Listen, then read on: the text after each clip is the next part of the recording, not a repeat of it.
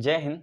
देखिए, आज से हम पढ़ेंगे लूसेंट का निचोड़। देखिए, हम टॉपिक मार दिए हैं लूसेंट, टॉपिक वाइज लूसेंट का निचोड़। देखिए, आज से जो भी हम पढ़ेंगे, आज से मेरा जो भी क्लास होगा वो टॉपिक वाइज होगा और लूसेंट का निचोड़ होगा, बिल्कुल जीरो से लेकर अंत तक, बिल्कुल जीरो से लेकर अंत तक पढ़ाएंगे। आप हमारे साथ रेगुलर बने रहिए। देखिए, लूसेंट का बिल्कुल जीरो से अर्थात शुरू से अंत तक बिल्कुल निचोड़ बताएंगे, जो काफ़ी इम्पोर्टेंट है और सभी गवर्नमेंट एग्जाम के लिए रामबाण साबित होगा। तो चलते हैं, आज का क्लास को स्टार्ट करते हैं। देखिए, सबसे पहले हम जानेंगे, सबसे पहला टॉपिक हम पढ़ेंगे इतिहास। पहला टॉपिक पढ़ेंगे इतिहास, अर्थात भारतीय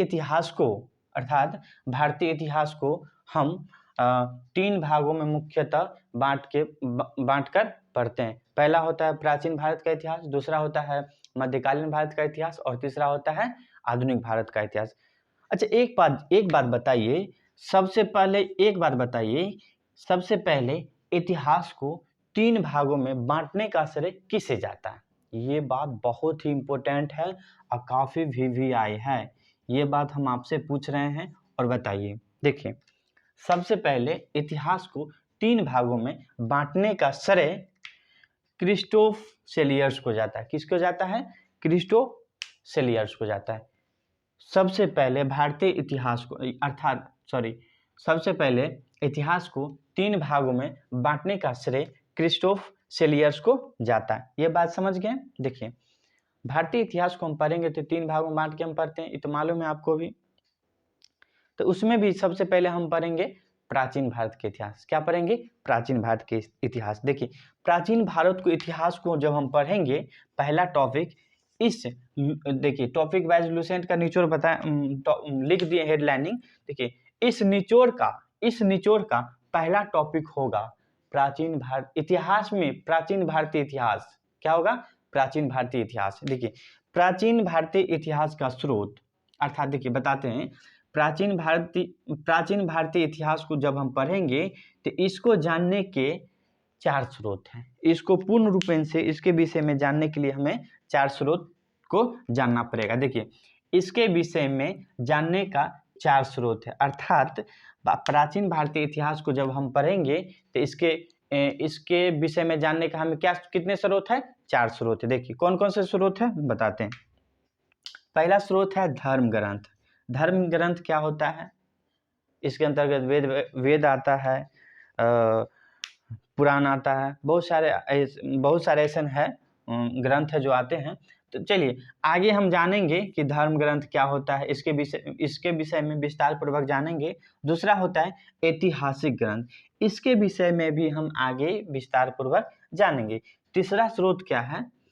धर्म ग्रंथ पहला स्रोत था, ऐतिहासिक ग्रंथ दूसरा स्रोत था, और तीसरा जो स्रोत है विदेशियों का विवरण। कौन कौन से विदेशी यात्री जो था भारत आया था, तो उसके विषय में जानेंगे, तो उसी से हमको पता चल जाएगा प्राचीन भारतीय इतिहास के विषय में। चौथा जो स्रोत है पुरातत्व संबंधित साक्ष्य। देखिए, पुरातत्व संबंधित साक्ष्य क्या है, इसके विषय में भी हम आगे जानेंगे। देखिए, आगे देखिए, एक बात हमको बताइए कि भारत का सर्व प्राचीन धर्म ग्रंथ क्या है? भारत का सर्व प्राचीन धर्म ग्रंथ क्या है? यदि आपसे कोई पूछेगा या एग्जाम में पूछा जाएगा कि भारत का सर्व प्राचीन धर्म ग्रंथ या भारत का सर्व प्राचीन ग्रंथ क्या है, तो हम क्या बोलेंगे? वेद है। क्या बोलेंगे? वेद है। ठीक है।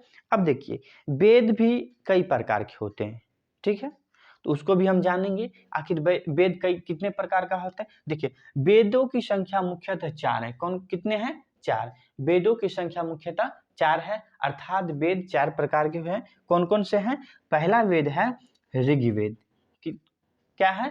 पहला वेद है ऋग्वेद, दूसरा वेद है यजुर्वेद, तीसरा वेद सामवेद, और चौथा अथर्ववेद। चौथा क्या हुआ? अथर्ववेद। एक बात हमें बताइए, संहिता किसे कहा जाता है?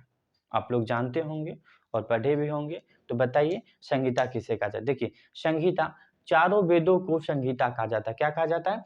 चारों वेदों को संहिता कहा जाता है। अर्थात आपसे पूछा जाएगा संहिता किसे कहा जाता है, तो आप क्या बताइएगा? चारों वेदों को संहिता कहा जाता है। हम लिख भी दिए हैं, पॉइंट नोट में लिख दिए हैं, चारों वेदों को संहिता कहा जाता है, संहिता कहा जाता है, संहिता कहा जाता है। इसको भी याद रखिएगा। फिर आगे हम देखते हैं,